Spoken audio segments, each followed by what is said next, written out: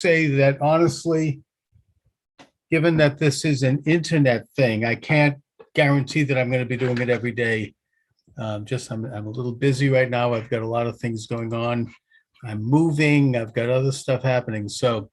But I am committed to doing it most days, and certainly every day that I can, Monday through Friday, 12 noon to 1, and perhaps longer if I get calls.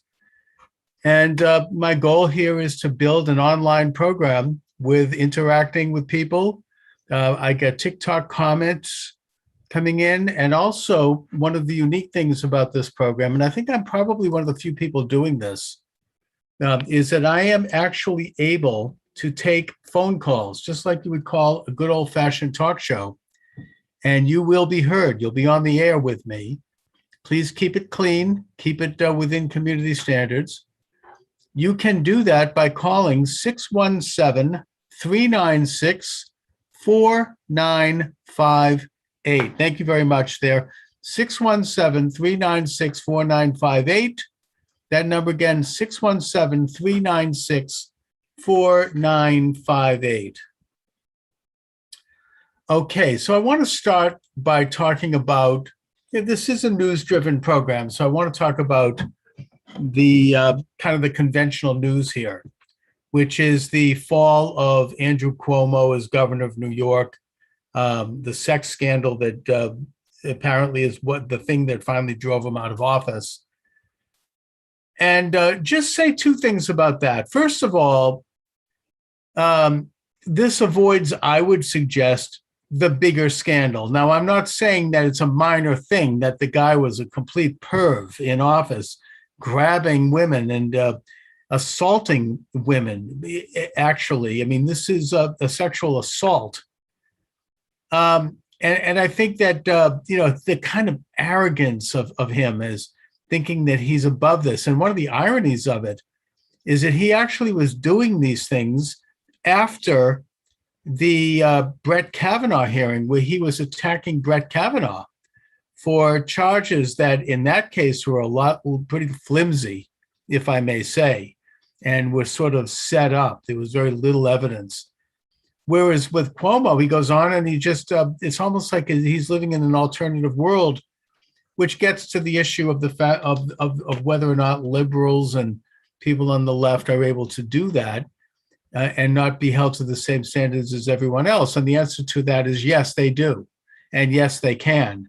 And he just never thought he would be held accountable. It's like Bill Clinton, or Biden for that matter. They think they can get away with stuff that really most people, ordinary people, would not do.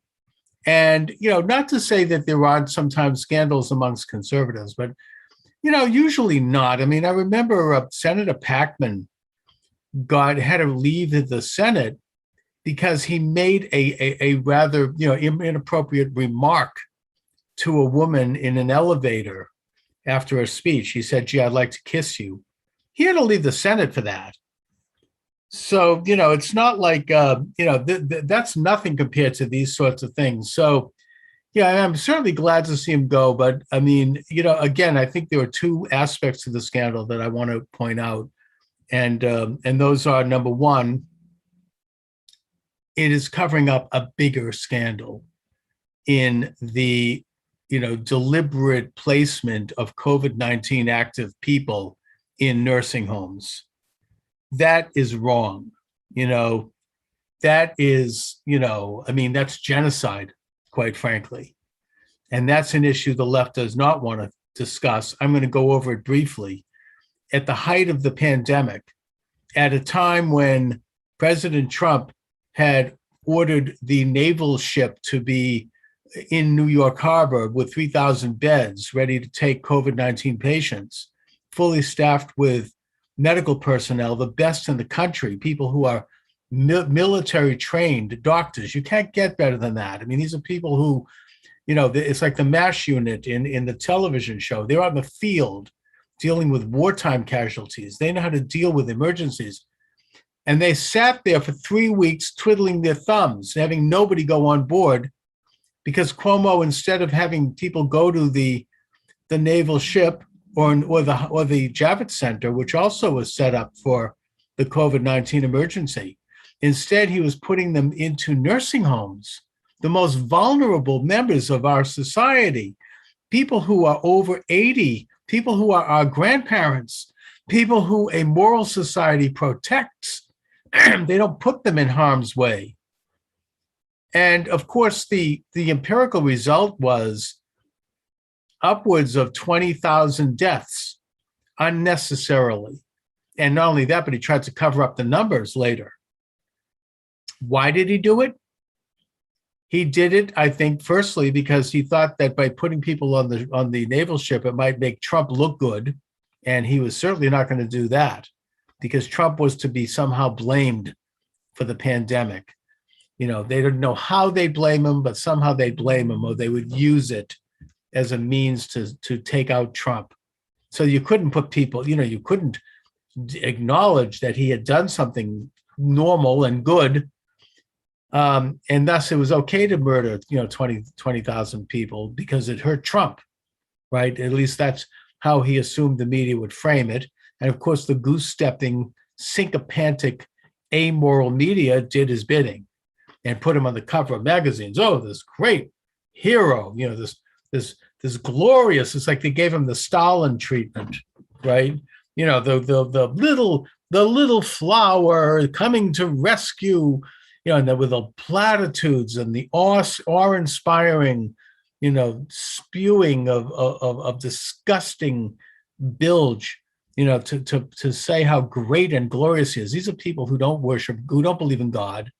They believe in these iconic, great, magnificent leaders who are going to come and change the world, right? They don't say how they're going to change it, just that they're going to change it. And, they go on to, hi, Paul, how are you? What's happening, Paul? Nope. Okay, he's gone. By the way, let me give out the phone number here. You're welcome to join the program. 617-396-4958. 617-396-4958. So anyway, they don't want to talk about that scandal because that is ugly, and that shows the deepest and sickest aspect of the leftist agenda, which is deciding who gets to live and who gets to die. Am I over-exaggerating by suggesting that this is a eugenic agenda, that they were removing, like Margaret Sanger would say, useless eaters? I had a leftist friend of mine, relative actually, when I brought this up to her, and I'm not sure, this is my private life, I'm not going to mention names, she says to me, oh, well, they were all going to die anyways, right? I mean, doesn't that tell you everything you need to know about the left? Who is going to help the goose step toward the revolution? Is this a population control agenda? It certainly did enhance the numbers of COVID deaths, didn't it? And every time somebody died of COVID, hospitals, they'd get a government grant.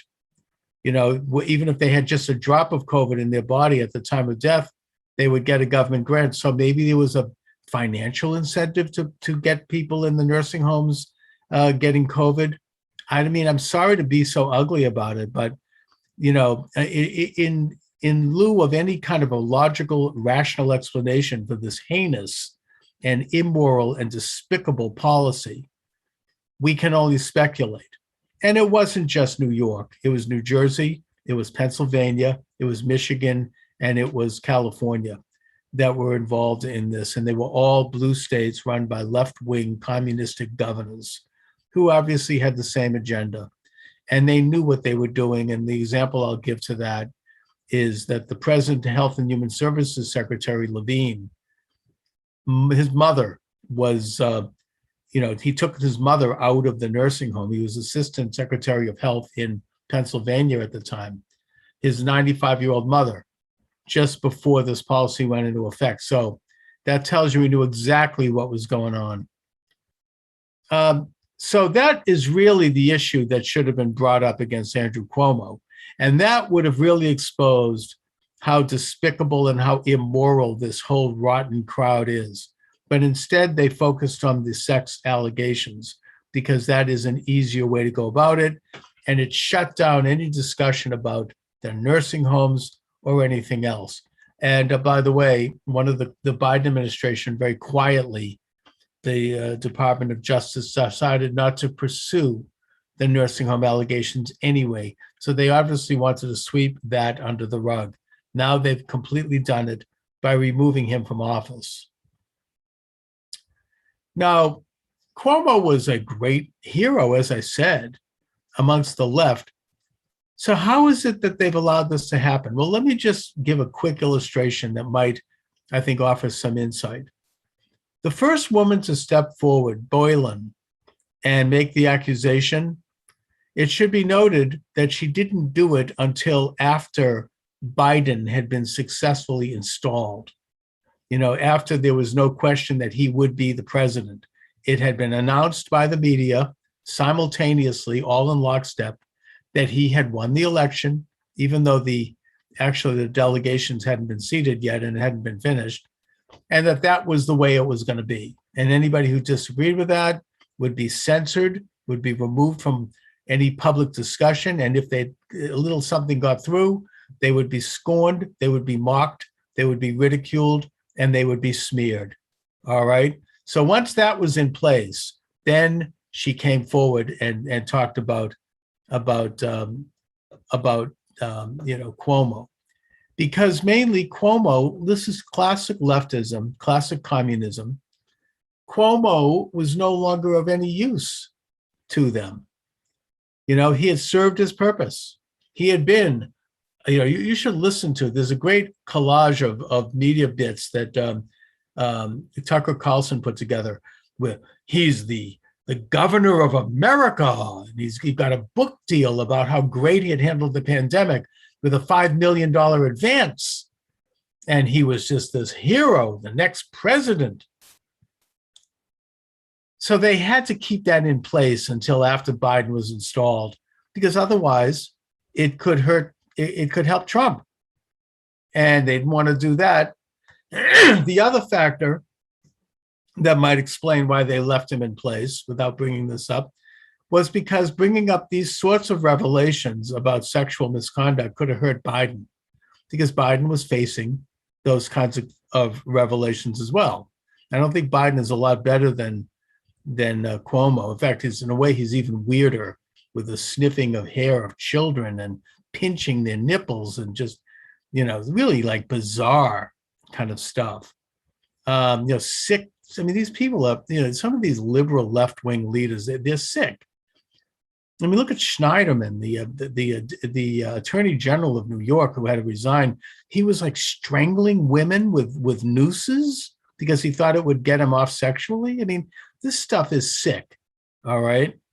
I know that I think that TikTok is going to shut me down any minute, by the way. So stay tuned. I want to be careful here. And I think that could have hurt Biden because it brought up allegations against him from Tara Reid and from others. And, they wanted to hush that up during the campaign. All of that stuff was taken off the discussion. There was not to be, Tara Reid was to be denounced. There wasn't to be any of that. So, but yet they did it after he was installed, as I said, because it was safe then. They had their people in place. They didn't have to worry. He was in for the next 4 years and they'd be fine. And I'll just say, thank you. I will just say that this reminds me of the way the Boston Globe operates in my own hometown of Boston. I've been around this city a long time. I'm from this city. I've been a close observer of the Globe going back to the 70s. I love and hate the Globe. It does speak to Boston. It gives you a sense of what the city is and who runs the show here, and Boston culture. And they do some things very well. They do sports well. They do culture well. They certainly categorize elections pretty well, although they blew it this last time for reasons that we shall not get into. But the way the Globe usually operates in these matters is that whichever candidate that they want to push and they want to help and they want to get in office, if there's some bad news that's coming out that could hurt that candidate, or if there's some good news that might help the opposition, they generally suppress that until after the election. Maybe there's stuff that just isn't good generally, like an economic downturn. There might be a scandal. There might be something that isn't quite right. That gets suppressed until after the election. And then they usually wait till like a weekend, like as you get toward Christmas, and they'll run the bad news on a Friday when no one's paying attention and everyone's focusing on the upcoming holiday. And there might be a little kerfuffle. There could be like a little bit of a, people gnashing of teeth for a few days. And then the whole affair gets forgotten. It goes into an Orwellian memory hole, knowing that the person that they had helped would be in place and they would be in office for the next 2 to 4 years. So it didn't matter. They had to retain some level of credibility as an objective, allegedly, news organization, which meant that they had to eventually drop the bad news. But it was all very stage managed, very crafted. So I think that is what happened here, in that the bad news about Cuomo only came after the election, when it would do less damage, but yet ultimately would have to have been done because it's bad news, and because bad news eventually is going to come out. And I think also there is a unique and bloodthirsty aspect to New York politics in that they will go after, elected people and have them removed. And that we should note that I think the last 2 or 3 governors of New York were removed due to scandals. And that's partially the tough game of New York politics. Anyway, you're welcome to join the conversation. 617-396-4958. What is on your mind this afternoon? Cuomo resigned so he could run in 2022. I don't think so. I mean, I'm sorry, but I think he's done. He didn't want to resign. That was, he had to resign because I think that right after the attorney general made these revelations, he went out publicly, showed his face, and he was practically lynched by people. They were screaming. You can't survive that. I mean, you just, it was like what happened to Al Franken. You just can't get away with it. Not once the media turns on you, and, once you have the liberals turning in, I mean, he was done. He had outperformed his usefulness. And I think that, by the way, Gavin Newsom is next. Not that he has any sex scandals. I'm not saying that. I'm just saying that as a politician, he looks like he's slipping very badly. And these were the great icons and leaders of the new left march forward. So we'll have to wait and see who they come up with next to lionize and put up on Mount Carmel so he can deliver a Sermon on the Mount. I don't know who that'll be. Maybe somebody has some opinions on that. Who do you think is going to be the next idol, the next god of the left?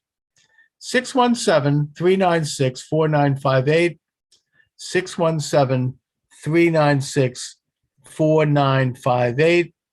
Poor white guy victim? I don't know. I think that Cuomo does think of himself as a victim. He hasn't apologized to anybody.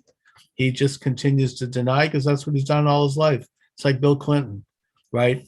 In his biography, he said he did it because he could. There's no morality there. All right. I want to talk a little bit, and I need to be, Newsom has been indicted to keep him from fleeing the country. I never heard that. And I'm not, this is a note from TikTok. I'm not saying that. I have no idea. All right. And I need to talk about this, what I want to talk about right now, a bit cryptically because it deals with a forbidden topic. And that is Mike Lindell's Cyber Symposium, which is happening right now as we speak on Frank TV. I don't want to get into it because, again, this is YouTube and I may be censored, other than to say that I am following it, that it is brilliant, that it is conclusive, and that it is a must-see. I urge people to go to it and watch it. Frank TV. Check it out. Mike Lindell, great patriot, amazing man, putting everything on the line. His basic thesis is that the communist Chinese have hacked the American electoral system and other areas of our life, and that we had better get hip to it, or else we're going to lose our freedom altogether. And one of the things that he does brilliantly in his presentation is he shows that the Democrats and the liberals were on the vanguard of pointing this out 4 years ago, except they tended to blame Russia more than China. And he has a collage of videos of people like Hillary Clinton and others saying, and Elizabeth Warren, my own senator, and Amy Klobuchar from Minnesota, and a lot of the big libs, saying that the voting machines are vulnerable because they're online, or because they can be hacked even if they're not online by technologies, and that in their case, it was the Russians doing it. They claimed that this had happened back then while they made their conspiracy theories, that this was how Trump entered office. And that John Podesta, who is probably one of the central figures in the Democratic Party, and who was Hillary Clinton's campaign manager, and who was head of this leftist think tank, and who was implicated in a scandal involving pizza. I'm not going to talk about what that is because I'll get taken down. And I'm not saying I'm just commenting on what it was about. Anybody, I think, watching this probably knows what I'm talking about. We can't go there. The point I'm making is that he convened a special investigation, an election integrity investigation, and Mike Lindell is all over this. They're quoting from it. Steve Bannon on the War Room Pandemic is quoting from it. Excellent show. I listen every day. I recommend that. And that it conclusively came up with the idea that in this case, the Russians were hacking American election machines. Lester Holt at NBC did a segment on it.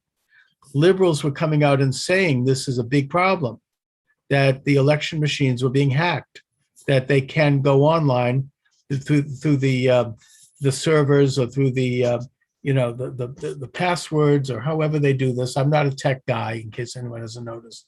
The routers, and they can switch votes, and they were demonstrating how that happens. Elizabeth Warren testified to this in the Senate. Now it's a forbidden topic for reasons that are obvious. I'm not going to get into it. I'm not commenting on the election directly here. All I'm saying is that the speculation is that Podesta's report, which concluded that this could happen, and there were some major media figures at that time talking about this. There's one tape in particular brought up by Raheem Kassam, who's a co-host with Steve Bannon. He's uncovered sensational footage or sensational audio of these two liberal activists who were part of Podesta's group getting into the details of how election machines could be hacked. They're not talking about it now. And the speculation is that Podesta basically took this report and he used it as a manual for the next election. I'm not going to say more. We'll leave it at that. All I can tell you is check out Mike Lindell's Cyber Symposium. It is available at Frank TV. Steve Bannon at Pandemic War Room, which is available at Apple. He's running it live. It is powerful. It tells you exactly the root of many of the problems we're having in this country right now. And again, I don't want to go into the details because this program is on YouTube and this subject's been censored, which tells you everything you need to know about the problem, quite frankly. Yep, the left was well aware of how to do it, and they did. I agree. You're not going to say more because it's all conspiracy. It was a conspiracy. I agree. Mike's Mega Meltdown Marathon, check it out. Make your own judgment. Don't be an idiot. Look at it yourself and try to do it with a reasonable eye. They never thought the right would audit, never thought they would get caught. I agree with that. Okay. Again, I want to be careful here. I don't want to go too far. I want to move on to another subject. And again, this is another hot potato. This is one of those things that people are shut down for. So I want to proceed carefully. I want to preface my comments because I'm going to talk about the pandemic by saying that I am not anti-vax. I've had the vaccine, both doses, as has my family. So I'm not criticizing it. I will just make an observation, however, and that is that because it has more to do with the politics of what we're looking at right now, and that is that the CDC has acknowledged that people who have had the vaccine can still carry the virus, okay? And that are still carrying the virus. In fact, in the state of Israel, which is one of the most vaccinated countries in the world, people are getting the virus. So if that is true, if people with the vaccine as well as people without the vaccine can carry the virus, then what business is it of anyone who had the vaccine? Do you understand my point?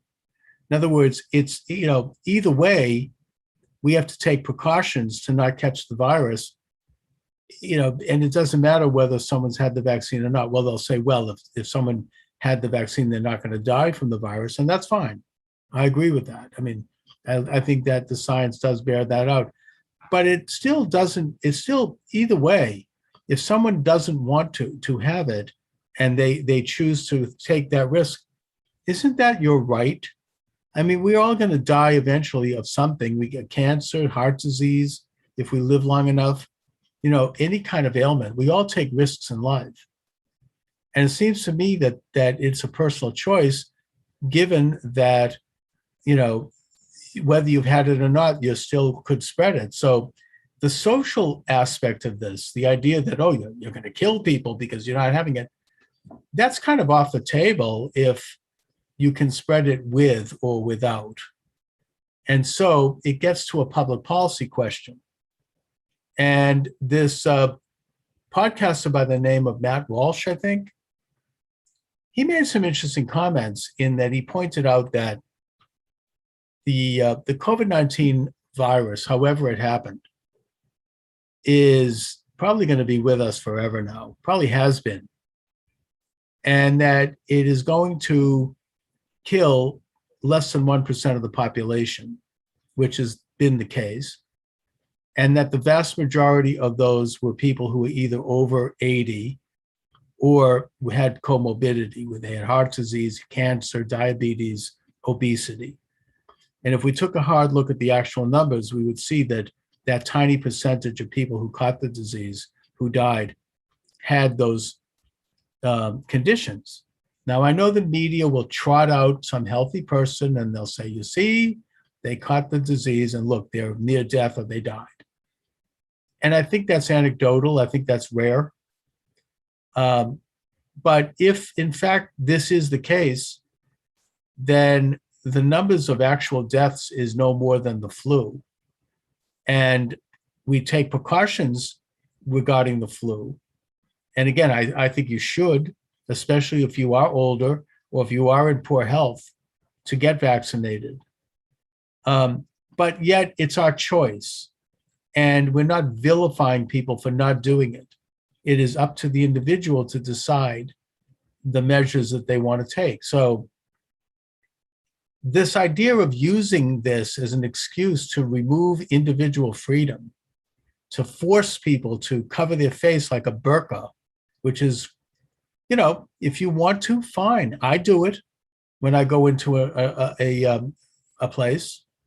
That's my choice, and I think it's probably a good idea. It makes sense to me that might prevent the passage of, aerosol. I get that.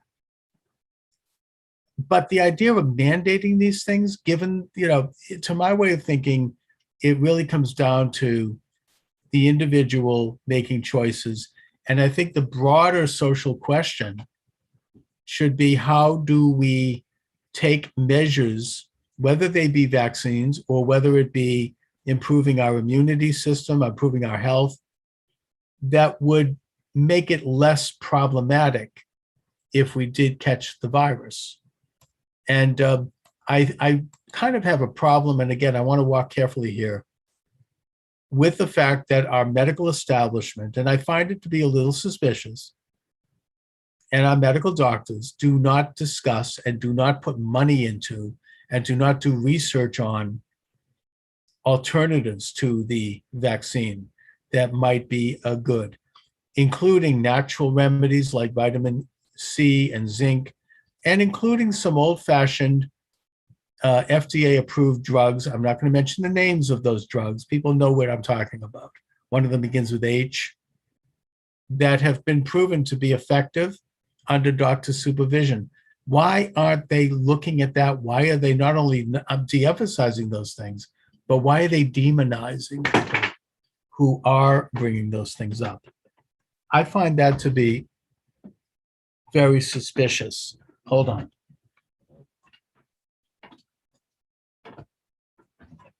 All right. There. Okay. So anyway, I don't want to go too far into anything here because I'll really get taken down. I've got some shows coming up this week. I really haven't booked a lot of guests, mainly because I've just been busy. I'm in the middle of moving and I've got some other things going on. So I'm not sure if I can be here on any given day. So I'm just kind of flying solo more than anything. So I guess on that note, I want to thank you all for joining me today. The program is Monday through Friday, 12 noon to around 1, depending on whether I get calls or whatnot. It is self-sponsored by my books, which are available at Amazon Books. My latest book is called The Satanic Conspiracy. Let me hold it up to the camera. This is available. There it is. There it is for TikTok. The Satanic Conspiracy is available at Amazon Books and Barnes & Noble Books. I get into what I see as the nature of the present elite that are running the country and the world right now, and the satanic aspect of that nature. I'm not saying all of them. I'm saying the cultural aspect to them that is, I would argue, satanic. And in fact, I'm already writing a sequel, or I'm developing a sequel, and I'm finding that some of the source material that I need to get to for this sequel has been censored. It's hard to get, so I'm having to dig very hard to get to these things, which in of itself is interesting. Anyway, again, I want to thank you for joining me today. God bless you all. Check out the archive on YouTube. Check out my website, charlesmoscowitz.com, and my book, The Satanic Conspiracy. God bless America. Have a great afternoon, everybody. God